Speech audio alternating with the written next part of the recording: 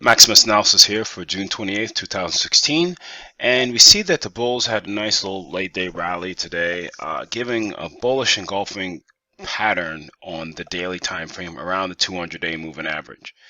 What we want to see, or again, if you're bullish, you want to see them break above two levels this week, okay, and with some volume.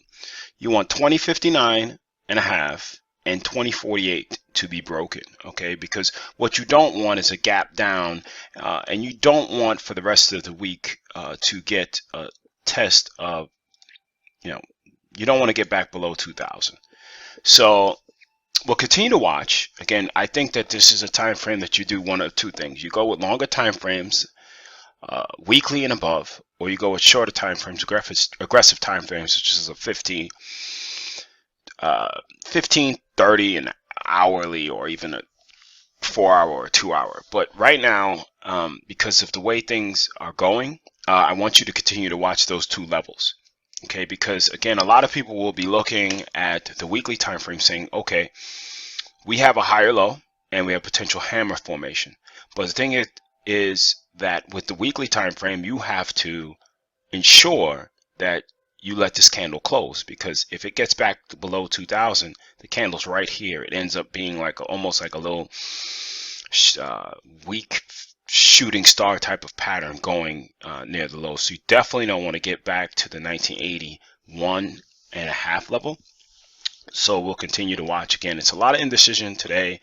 You got a ton of people are bearish, so sometimes these guys will just, it doesn't take much to squeeze out weak hands that are just chasing. A lot of people see on the 200-day moving average have their stop, because they don't want to put their stop up here. They put their stop below the right above this previous candle, and now they got stopped out. So I want to make sure that we're not stuck in a position or looking to get long in a position that was used only to wipe out stops. Just wipe out the weak hands, wipe out the people that are chasing. So another thing we also want to look at is this level right here. It coincides directly with what we are looking at in regards to the 2059 and a half and the 2048 levels. So we want to see this volume, which is high, bullish engulfing. We want to see if that's going to continue or it's going to fade off to the rest of the week. We're only in Tuesday, so we want to make sure that we're not chasing. And during these uncertain times, sometimes it's good to just take it. You want to get in both sides, because you're like, oh, it's going to be the epic squeeze. You can wait till Friday. If it's going to squeeze or it's going to go to new highs, trust me, you'll get an opportunity to get into there versus seeing this one bar, which is a traditional bar, and then they fade it. So looking at the NQ on the daily time frame, we have another set of levels that we want to look at. Again, it's going back to this. So we see this breakdown of this pattern. Okay, we broke down. Now let's do the same thing in regards to have our level of resistance, this level, which coincides right with 200-day moving average. And let's look out for what happens at 7 p.m. tonight, and also at, of course, the 3 a.m. London open. So we'll continue to watch this and see where they're going. We also want to look at the YM.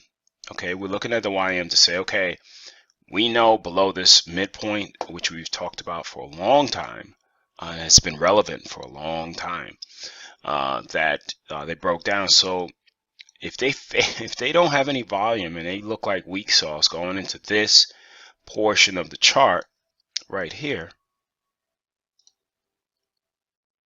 okay, we're going to know very quickly if this is just capitulation on the intraday time frame that is no follow through, or let's see what's going on, because again, we don't want to get caught in chop. And if you're indecisive, which I am a little bit as well, so again, I took my shorts, and I'm glad I took them.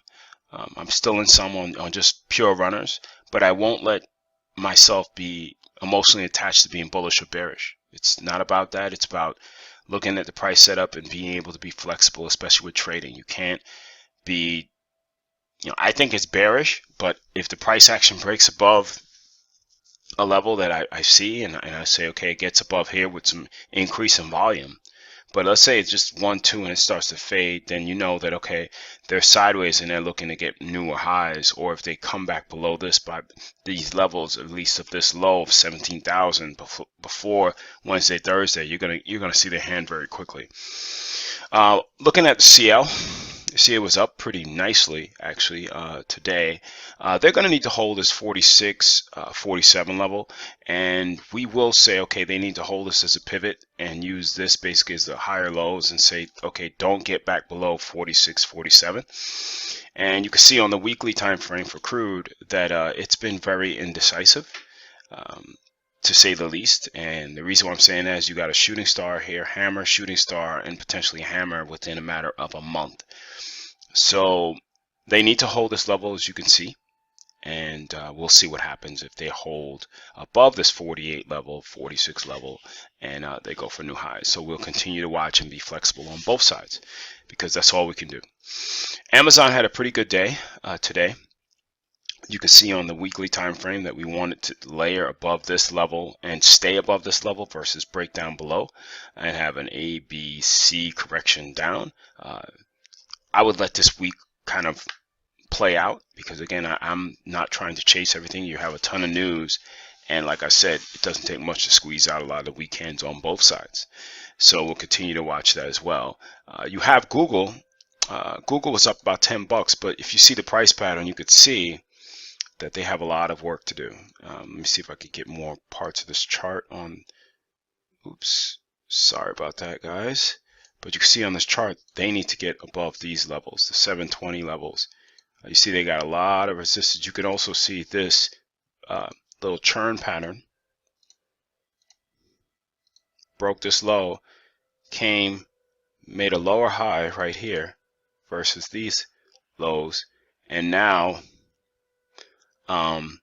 they're just having a basic, a little pop up. So again, they need to recapture at least the 720 area before I would get bullish, because again, this pattern isn't the best. And if you look on the weekly time frame as well, you can see that they need to do something. They're holding some previous buy level support, but again, with the uncertainty, I am willing to wait a little bit. So they have this area that they're still in, but I'm willing to wait a little bit just because of how indecisive it has been. So with that indecision, I'm willing to keep my powder dry and wait for a trade to come to me versus try to force something on a weekly time frame. So again, if you have any comments or questions, feel free to shoot me an email. The newsletter, guys, I will have additional newsletter out this week. If you're interested, please shoot me an email and I'll make sure you're on the distribution list. But we're going to be going over a lot of different things to make sure that this stuff is not only stock picks but educational as well. So to make sure that you're looking at price pattern accordingly, looking at trend accordingly, because again, sometimes it takes a longer time frame. So again, I want to reiterate going into the close of this video that you want to look at both two time frames. Either you're going to look at a higher time frame of weekly and above, or you want to look at a shorter time frame of an intraday, which could be a 4-hour, 2-hour, or hour and below, because right now we're still in some indecision, and I'm not going to let just a one-day pop of the ES let me get me bullish. It takes more than 1 to 2 days of something, especially with such a rip down, to see what direction we're going to go. So again, we'll continue to watch this, see where they close. Remember last month's low was 2022. So again, the month closes on Thursday, and we'll continue to watch this from here. So take care, and shoot me an email if you have any comments, questions, or want to get on the distribution list for the newsletter. Take care.